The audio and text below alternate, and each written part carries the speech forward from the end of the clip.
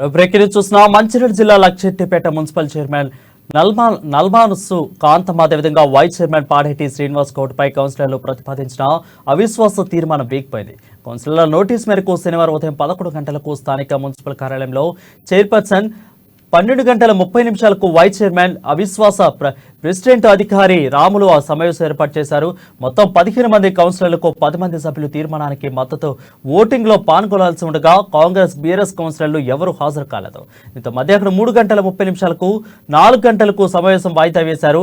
అప్పటికి ఎవరూ హాజరు కావడంతో అవిశ్వాసం వీగినట్లయిందని ప్రెసిడెంట్ అధికారి ప్రకటించారు.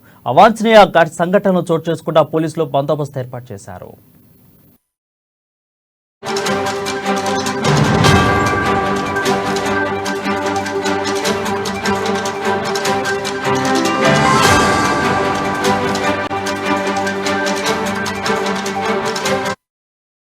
బ్రేకింగ్ న్యూస్ చూస్తున్న మంచిర్యాల జిల్లా లక్షెట్టిపేట మున్సిపల్ చైర్మన్ నల్మాసు కాంతయ్య అదేవిధంగా వైస్ చైర్మన్ పాడేటి శ్రీనివాస్ గౌడ్పై కౌన్సిలర్లు ప్రతిపాదించిన అవిశ్వాస తీర్మానం వీగిపోయింది. కౌన్సిలర్ల నోటీస్ మేరకు శనివారం ఉదయం 11 గంటలకు స్థానిక మున్సిపల్ కార్యాలయంలో చైర్మన్ అదేవిధంగా 12 గంటల 30 నిమిషాలకు వైస్ చైర్మన్ అవిశ్వాసానికి ప్రెసిడెంట్ అధికారి రాములు సమావేశం ఏర్పాటు చేశారు. మొత్తం 15 మంది కౌన్సిలర్లకు 10 మంది సభ్యులు తీర్మానానికి మద్దతు ఓటింగ్ లో పాల్గొనాల్సి ఉండగా కాంగ్రెస్ బీఆర్ఎస్ కౌన్సిలర్లు ఎవరూ హాజరు కాలేదు. ఇంత మధ్యాహ్నం 3 గంటల 30 నిమిషాలకు 4 గంటలకు సమావేశం వాయిదా వేశారు. అప్పటికీ ఎవరూ హాజరు కావడంతో అవిశ్వాసం వీగిపోయినట్లయిందని ప్రెసిడెంట్ అధికారి ప్రకటించారు. అవాంఛనీయ సంఘటనలు చోటు చేసుకుంటా పోలీసులు బందోబస్తును ఏర్పాటు చేశారు.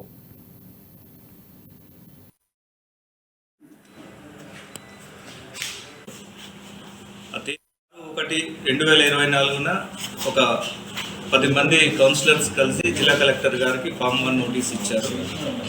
మేము చైర్మన్ నల్మాస్ కాంతయ్య గారు అట్లాగా వైస్ చైర్మన్ కోడేటి శ్రీనివాస్ గౌడ్ల మీద అవిశ్వాస తీర్మానం ఇస్తున్నాము అని చెప్పేసి ఫామ్ 1 నోటీస్లో కలెక్టర్ గారికి వినతి పత్రం ఇచ్చారు.